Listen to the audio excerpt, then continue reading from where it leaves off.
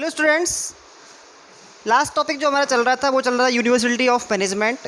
इस टॉपिक में हमने डिस्कस किया था क्या कि यूनिवर्सिटी के बारे में दो टाइप के फैक्टर्स हैं आपके माइंड में। एक तो है फेवर में और एक है इसके अगेंस्ट। फेवर में जो दिया है वो दिया है मिस्टर थियो हेमन ने, और जो अगेंस्ट है वो दिया है स्टीफन रॉबिन्सन ने। थियो हेमन ने बताया था कि जो आपका मैनेजमेंट होता है वो यूनिवर्सल होता है, क्योंकि इसके अंदर जो फंक्शंस होते हैं, जो प्रिंसिपल्स होते हैं, वो फंक्शंस और प्रिंसिपल्स यूनिवर्सली यूज़ होते हैं। यानी कि जहाँ पर भी मैनेजमेंट होगा वहाँ पर आपके वही पांचों फंक्शंस परफॉर्म किए जाएंगे और वो सारे के सारे प्रिंसिपल्स यूज़ होंगे। हाँ, लेकिन उसमें थोड़ा सा एक कंडीशन है कि आपको जो ऑर्गेनाइजेशन है, जो आपका जिस टाइप का भी जहाँ मैनेजमेंट कर रहे हैं, उसमें क्या करना पड़ेगा, आपको थोड़ा उसकी कंडीशन देखनी पड़ेगी और उसके हिसाब से आप मॉडिफाई करके और तब उन्हीं प्रिंसिपल्स को क्या करोगे, यूज़ करोगे। तो इन दो आर्ग्यूमेंट से आपको ऐसा लग रहा है कि जो थियो हेमन बता रहे हैं उसके हिसाब से आपका जो मैनेजमेंट है वो कैसा है, यूनिवर्सल है। लेकिन अब दूसरे भैया जो है ये स्टीफन रॉबिन्सन, इनके बारे में भी सुनना पड़ेगा। स्टीफन रॉबिन्सन ने भी गलत नहीं कहा है। एक्चुअल में एक स्कॉलर हैं गिर होफस्टीड ने क्या किया है, 1980 के आसपास 40 से ज़्यादा ऑर्गेनाइजेशंस पे क्या किया है, रिसर्च किया और ये पाया कि सभी का जो कंडीशन था मैनेजमेंट करने का वो कैसा था, अलग अलग था। और ऐसा होता भी है। तो वहाँ पे सारे के सारे प्रिंसिपल्स को हम सेम तरह से सेम मेथड में अप्लाई नहीं कर सकते। आज किसी एक ऑर्गेनाइजेशन के अंदर जो वर्क का डिवाइडेशन है वो एक अलग टाइप का हो सकता है, जबकि दूसरे ऑर्गेनाइजेशन में अलग तरीके से, क्योंकि दोनों के दोनों जो ऑर्गेनाइजेशन हैं उनकी कंडीशंस कैसी हैं, अलग अलग है।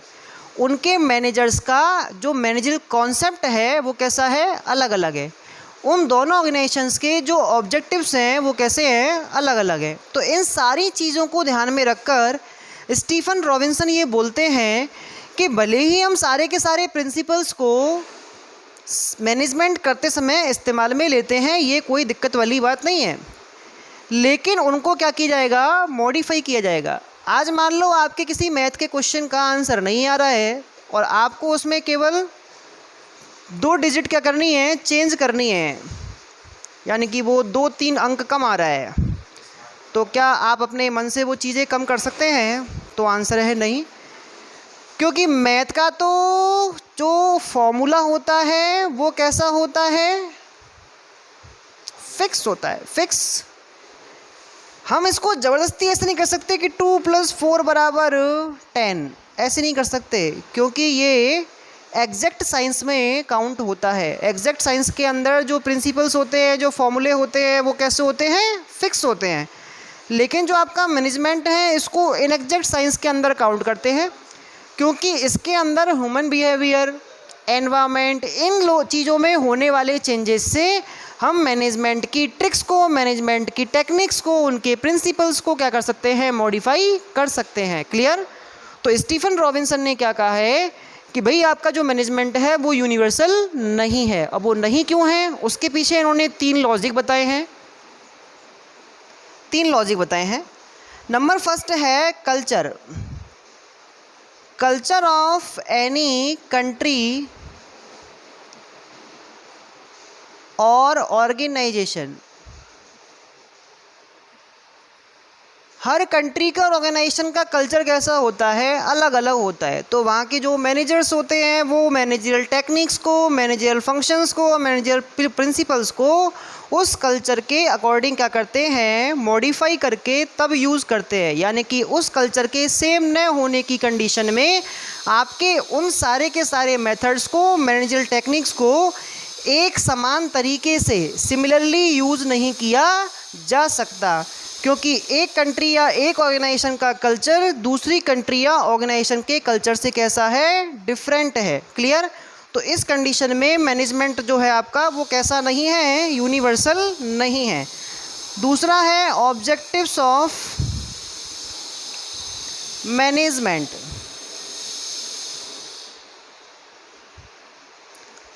ऑर्गेनाइजेशन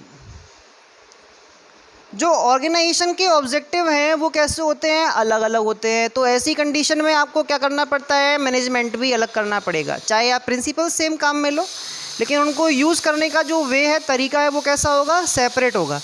अगर हम किसी इंडस्ट्री की बात करें तो इंडस्ट्री में जिस टाइप से मैनेजमेंट होता है, उस मैनेजमेंट को हम जो का त्यों एक स्कूल में अप्लाई नहीं कर सकते, क्योंकि वहाँ की कंडीशन, वहाँ के ऑब्जेक्टिव कैसे है, अलग है, और स्कूल का अलग है। इसके अलावा अगर हम दो सेम टाइप के ऑर्गेनाइजेशंस की बात करें कि सब दोनों ही इंडस्ट्री है, जैसे एक हीरो कंपनी की इंडस्ट्री और एक सैमसंग कंपनी की इंडस्ट्री है, चाहे वो दोनों ही इंडस्ट्रीज़ हैं, दोनों ही बिजनेस ऑर्गेनाइजेशन है, लेकिन वहाँ पर हम दोनों के मैनेजमेंट को एक जैसा सेम नहीं कर सकते।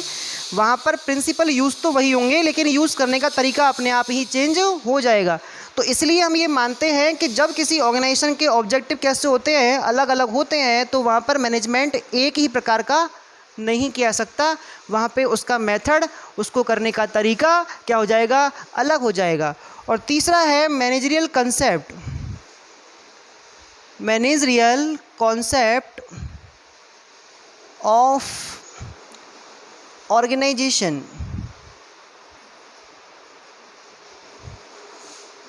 मैनेजरियल कॉन्सेप्ट का मतलब क्या है? मैनेजरियल कॉन्सेप्ट का मतलब होता है, या मैनेजरियल थ्योरी का मतलब होता है कि जो मैनेजर है, जो टॉप लेवल मैनेजर है, वो क्या सोचता है।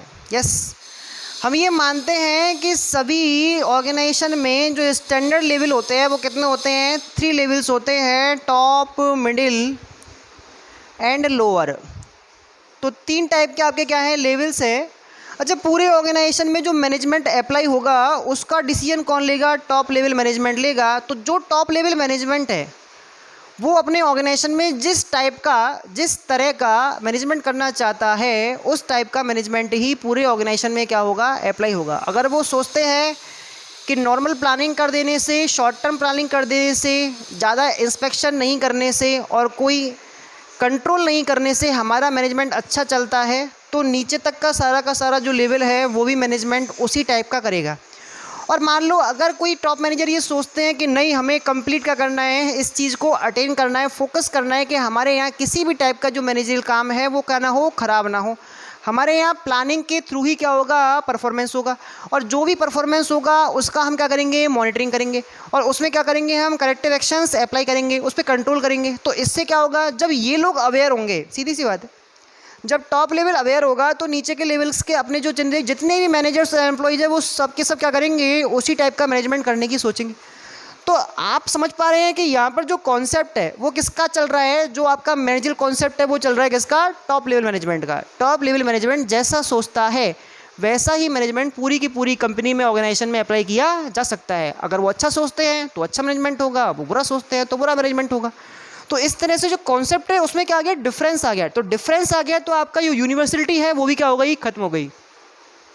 तो समझ में क्या आया है कि मैनेजमेंट जो है वो यूनिवर्सल है, वो थियो एमन के अकॉर्डिंग पढ़ा था, और लेकिन इसके अगेंस्ट में कुछ लॉजिक दिए हैं। वो लॉजिक 3 टाइप के हैं आपके। कल्चर में डिफरेंस है, ऑब्जेक्टिव्स में डिफरेंस है, और मैनेजरियल कॉन्सेप्ट में डिफरेंस है। कल्चर किसी कंट्री ऑर्गेनाइजेशन का सेपरेट है तो वहाँ एक जैसा मैनेजमेंट नहीं होगा। ऑब्जेक्टिव सेपरेट है, जैसे स्कूल का अलग होता है ऑब्जेक्टिव, एक कंपनी का अलग होता है, ठीक है, एक बैंक का अलग होता है, इसके अलावा एक पॉलिटिकल पार्टी का अलग होता है, हमारी लाइफ का अलग होता है। तो यहाँ पर जो प्रिंसिपल्स हैं उनको सेम अप्लाई थोड़ी कर सकते हैं, तो इसलिए क्या नहीं है, वो यूनिवर्सल नहीं है। इसके अलावा जो मैनेजरियल कॉन्सेप्ट है, टॉप मैनेजमेंट क्या सोचता है मैनेजमेंट के बारे में। एक कंपनी है जो सोचती है कि मैंने 5,000 रुपये के पम्पलेट बांट दिए अपने प्रोडक्ट के, तो मैंने बहुत अच्छा क्या किया, एडवर्टाइजमेंट किया है। एक कंपनी कहती है कि नहीं भैया, हमने तो क्या किया है, अमिताभ बच्चन को बुलाया है अपने प्रोडक्ट को एडवर्टाइज़ करने के लिए, अच्छे से टीवी चैनल पे एक 20-25 सेकंड का ऐड दिया है, और उस पर अमिताभ बच्चन क्या करेगा, हमारे प्रोडक्ट को क्या करेगा, प्रमोट करेगा। अब प्रमोट करेगा तो इसमें तो काफ़ी खर्चा हो गया। अब कंपनी सोच रही है कि हमने अच्छा एडवर्टाइजमेंट खर्चा किया है। तो दोनों का सोचना सही है भाई, दोनों अपने अपने टाइप से उस चीज़ को अच्छा मानते हैं, 5,000 रुपये वाला भी और 5 करोड़ वाला भी। तो उनका जो खर्चा है वो उस टाइप का ही होगा, उनका जो मार्केटिंग है वो उस टाइप का ही होगा, और उनको जो कंज्यूमर से बेनिफिट मिलेगा वो भी उस टाइप का ही होगा। तो सेम यहाँ पे है, जो टॉप लेवल मैनेजमेंट है वो जैसा मैनेजमेंट सोचेगा वैसा कर देगा। तो अगर मान लो इनके कॉन्सेप्ट में क्या है, चेंजेस है, तो वहाँ पे जो यूनिवर्सिटी है वो क्या हो जाएगी, खत्म हो जाएगी। क्लियर? तो ये आपको समझ में आया होगा। अगला टॉपिक डिस्कस कर रहे हैं हम इसी में ही।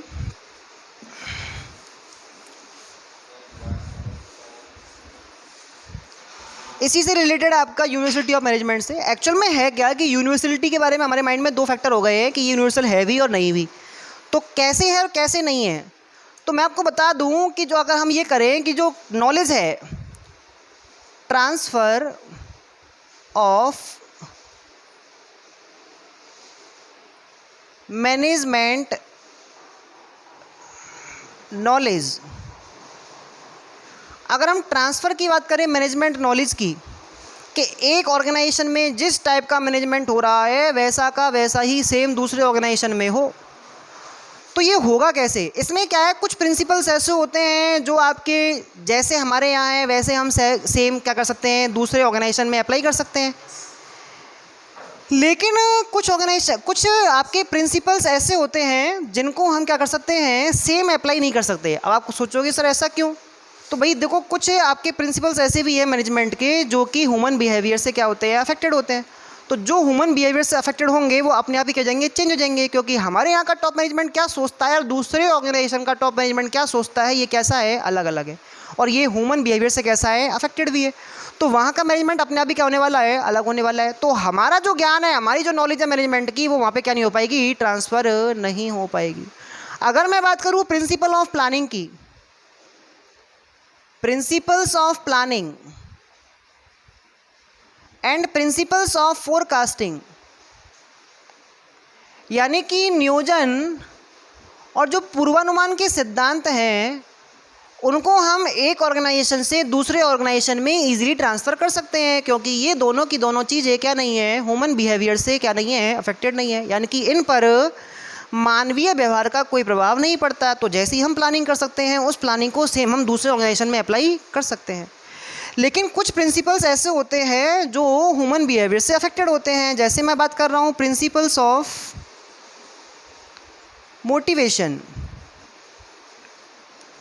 प्रिंसिपल्स ऑफ डायरेक्शन,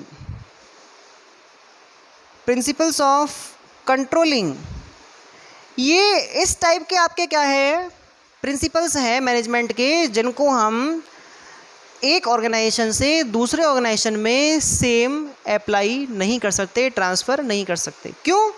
क्योंकि ये ह्यूमन बिहेवियर से अफेक्टेड है। आज हमारे ऑर्गेनाइजेशन में एम्प्लॉयज़ को मोटिवेट करने के लिए जो टेक्निक्स यूज़ की जाती हैं, क्या पता वो दूसरे ऑर्गेनाइजेशन में यूज़ ना हो। हमें यहाँ पर जो हम इंसेंटिव्स दे रहे हैं, यहाँ पर जो हमको सैलरी दे रहे हैं, उससे ज़्यादा या कम सैलरी पर हम दूसरे ऑर्गेनाइजेशन में अपने कर्मचारियों को क्या कर सकते हैं, सेटिस्फाई कर सकते हैं।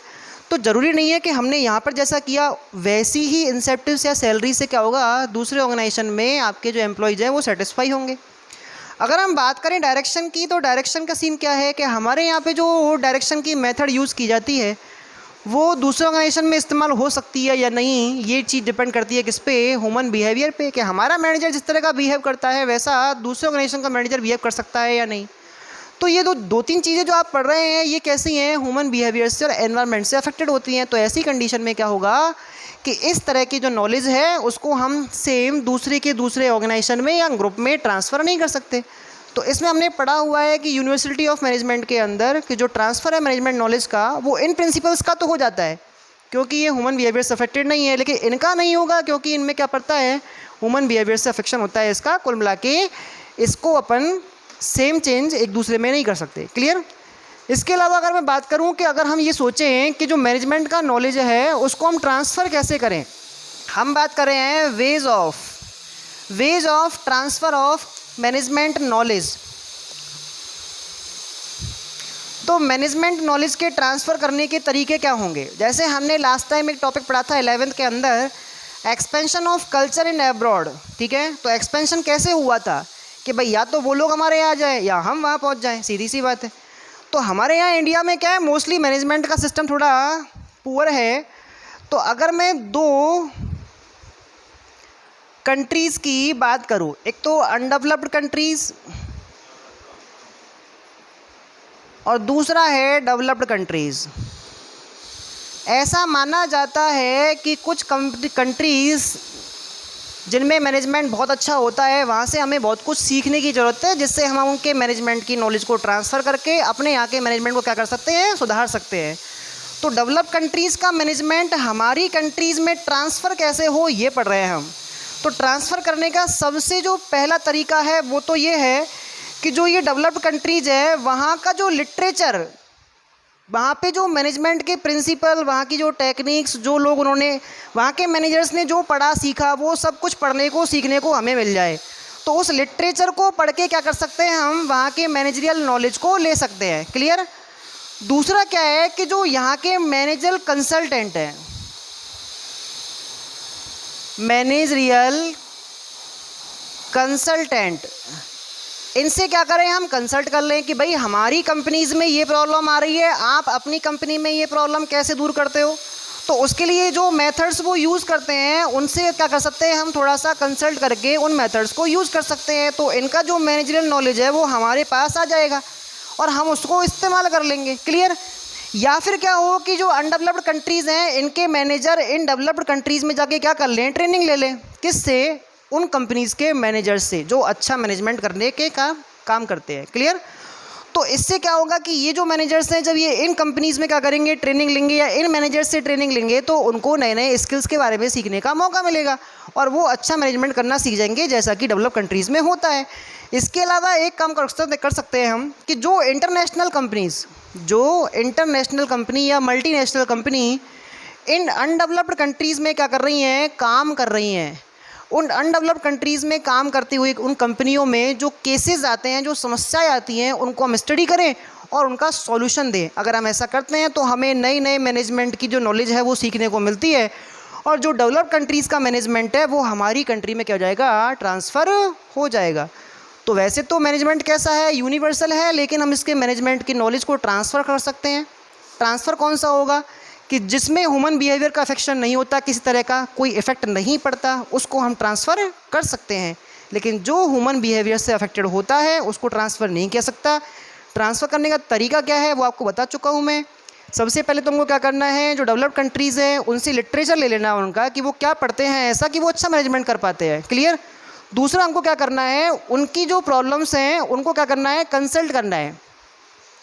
टॉप मैनेजर्स जो आपके डेवलप कंट्रीज़ में काम करते हैं उनसे हमें हमारी प्रॉब्लम्स को कंसल्ट करना है, सॉल्यूशन मांगना है और फिर हम सीख जाएंगे।